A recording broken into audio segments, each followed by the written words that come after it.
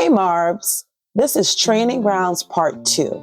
You can find Training Grounds Part 1 under the Did You Know section on tjmarble.com. Let's jump right into it. Joseph is in Egypt, bought by Potiphar, an Egyptian officer, captain of the guard for Pharaoh, the king of Egypt. Marbs, God was not playing about Joseph, okay? Even as a slave, God was with Joseph, and everything he did to serve Potiphar's household was a success. Genesis 39, verse 3. Potiphar noticed this and realized that the Lord was with Joseph, giving him success in everything he did. Joseph is then promoted to personal assistant. He is now in charge of running Potiphar's household. A shepherd, errand guy, who was previously under challenging management, traveled as a slave to Potiphar's house, working to the best of his abilities in his master's home. Notice the author of this story never tells us how Joseph reacts to his situation.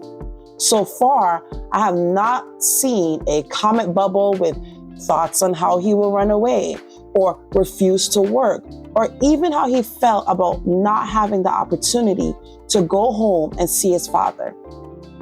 He may even know that his crazy brothers probably told his parents that he was no longer alive.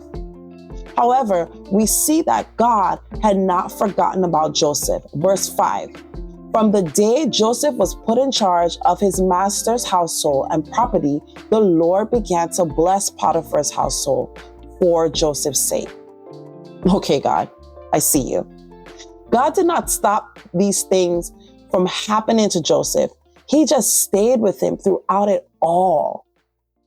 Potiphar, realizing that the best investment he ever made was Joseph, went a step further and said, Joseph is overqualified to be my PA. He will now be my second in command, my vice, my head of operations, and the list of titles can go on. Now, all Potiphar needed to do on a daily basis was figure out what he would like to eat. As a slave, Joseph was invisible to those around him. Just another hand to help wash, cook, and clean. But now, as the person who makes decisions in Potiphar's absence, he is seen by many. Now Potiphar's wife is lusting over Joseph. She is so bold that she demands that Joseph sleep with her. Oh, you thought this story was going to be boring, huh?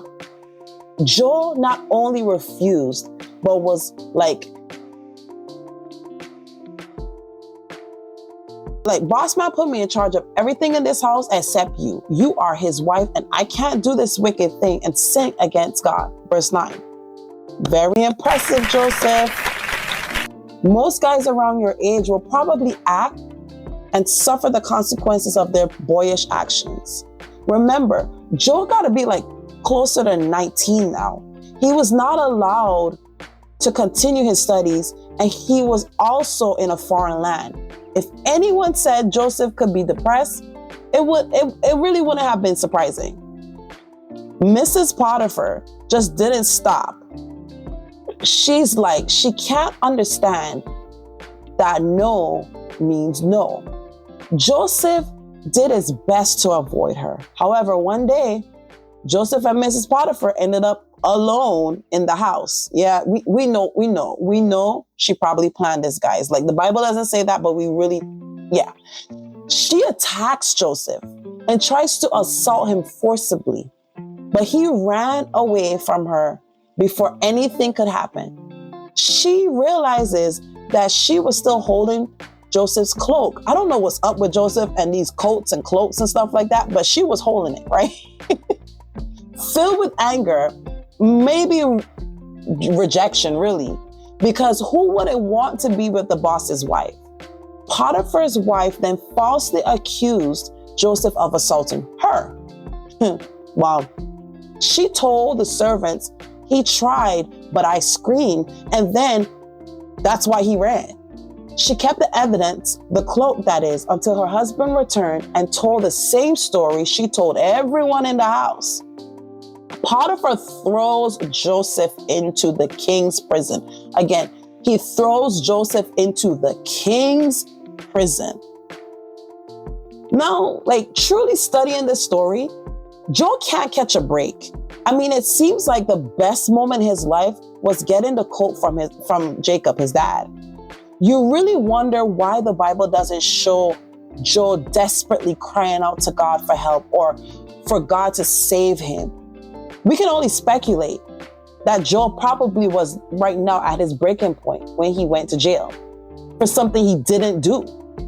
The Bible doesn't say how long Joseph spent in jail, but we know it was a long time due to the events that followed in the remainder of the story.